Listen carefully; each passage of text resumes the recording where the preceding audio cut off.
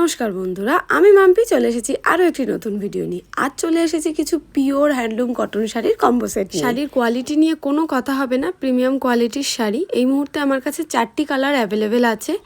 একটা হচ্ছে ইয়েলো, দেখতেই পাচ্ছ দুর্ধর্ষ দেখতে।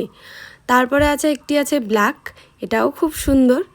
আর তারপরে একটা আছে ব্লু কালার, এটা ঠিক ব্লু আর পার্পেলের মিক্স। আমি শুধু তোমাদের কালার অপশনগুলো দেখিয়ে দিলাম। তবে আজ আমি বানাচ্ছি রেড শাড়ির কম্বো সেট। আসলে নীল পুজোর দিন পরবো বলে আমি লাল শাড়িটাকেই বেছে নিলাম। লাল আমার খুব পছন্দের একটি রং, লাল থেকে আমি কখনোই চোখ ফেরাতে পারি না। এবার তোমরা বলবে দিদি তখন থেকে তুমি লাল শাড়ি করে যাচ্ছ, কিন্তু তুমি তৈরি করছো এখানে ব্লু ব্লাউজ।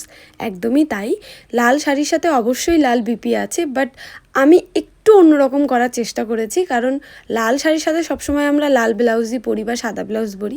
ভাবলাম যদি ব্লু দিয়ে লালটা ট্রাই করা যায় তাহলে একটু হয়তো অন্যরকম লাগবে। অবশ্যই লাল শাড়ির সাথে লাল ব্লাউজ পাবে, তবে তোমরা চাইলে আমার মতো এভাবে ব্লু দিয়েও ট্রাই করতে পারো। আশা করি তোমাদের ভালো লাগবে। আর এই হচ্ছে আমার ফুল অ্যান্ড ফাইনাল লুক। কেমন লাগছে কমেন্টে অবশ্যই জানাবে।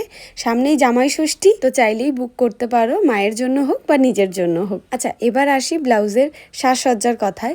সামনে পান, পিছনে ইয়ার নর্মাল গ্লাস হাতা। কিন্তু ব্লাউজের ডিজাইনটা করেছি আমি শাড়ির পাড় আর হাকোবার লেস দিয়ে। আবারও বলছি, শাড়ির কোয়ালিটি নিয়ে কোনো কথা হবে না, একদম সফট, এই গরমের জন্য পারফেক্ট। তো কম্বো তোমাদের কেমন লাগলো কমেন্টে অবশ্যই জানাবে। আজকের মতো এখানেই টাটা।